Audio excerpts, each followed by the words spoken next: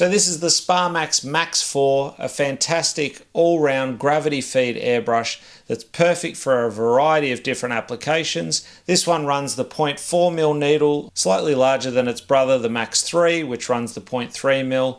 Let's take a look at it right now. So nice packaging on the Max 4. Don't know why they've got the Max 3 pictured, but maybe they were just trying to save money on packaging. You can see here that the Max 4 is marked and it's the 0.4mm nozzle, a 7mm color cup, preset handle and a 1/8 PS fitting. This one also comes with the crown shaped needle cap. Even though I don't use air caps at all, I take them off, but it's handy to have that included. It also comes with the single action adapter. So this valve will switch the airbrush and mimic a single action airbrush. So change it from a double action into single action.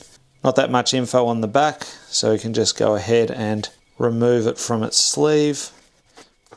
I do like how the Sparmax is packaged up in these plastic cases. You've straight away got something that's really sturdy and convenient if you are going to travel and take it with you. Take off the protective film so I can show you. To open it up, just flip that down.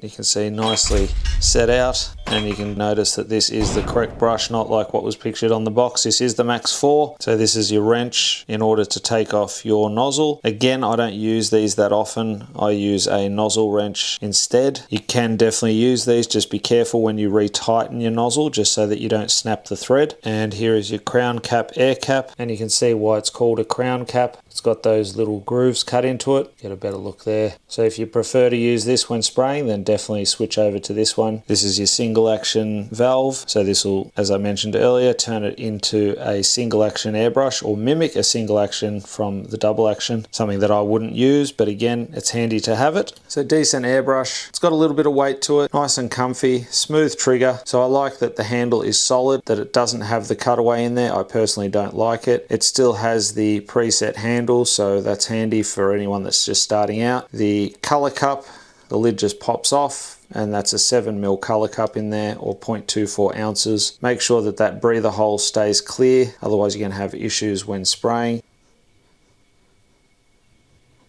And removing that air cap, and you can clearly see that 0.4mm needle, nice enough for any detailing work that you need to do, plus broad spray. So a great all-round needle size, and especially if you've already got airbrushes that are 0.3 or 0.35, then this will be a great addition to your collection. So in the kit you also get this little cleaning brush, which is nice and handy if you want to remove a bit of tip drying, or use this to help clean out a bit of the color cup, especially at the base of it. And then removing this part, you will find the manual, so it'll have some information on the single action installation guide, but that's pretty straightforward, as well as an airbrush parts list. So this is pretty handy, and just some basic tips and tricks if you've never airbrushed before. Okay, so now putting some paint into the Max 4. I'm just using some pre-mixed blue. So this is just some paint mixed with some reducer. And I'm going to go ahead and remove the air cap to expose the needle. Just be careful not to drop your airbrush, because that'll damage your needle and potentially also damage the nozzle. So I'm spraying at about 20 psi.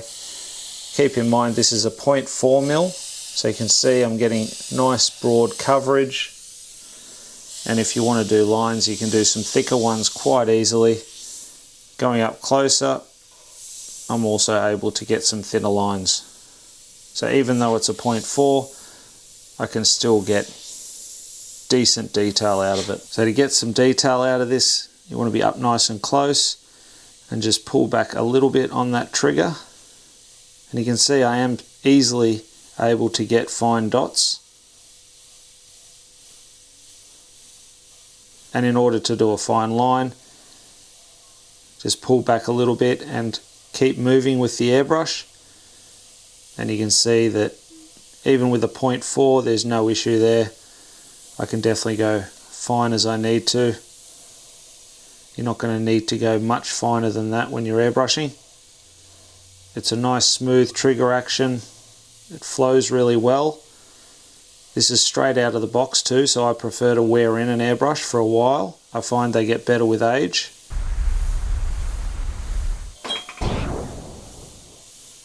And then obviously for broader areas and colouring in, you can colour in really quickly or blast a section You can see how wet that gets because I'm pumping on some serious amount of paint.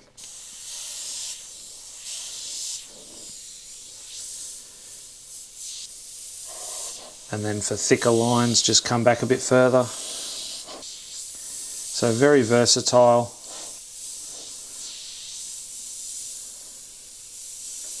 Nice and smooth. Comfortable airbrush to use. So to fast track your learning, you can definitely check out our online airbrushing course at airbrushassylum.thinkific.com. So what I'll do now is I'll switch over to the single action and show you what the single action valve does. But to explain what a double action is so you can see the difference, a double action means that when you press down for air, there's no paint coming out. So you can see there's nothing coming out. And then when I pull back, you'll get paint. So air is pressed down at all times, pull back for paint, and paint will come out.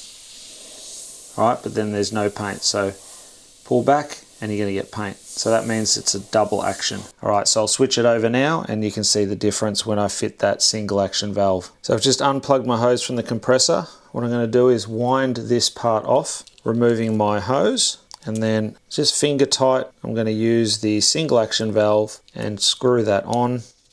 You could also screw it onto the airbrush first. And then what I need to do now is remove this part from the airbrush. I'm just going to take this part off, unscrew that, and then I can screw this onto the adapter, and that's now ready to go. And you'll straight away notice that I'm not even touching the trigger and the air is staying on. So it's a little bit different to a single action, because with a single action you get air and paint at the same time. So then with this valve it just locks down that trigger.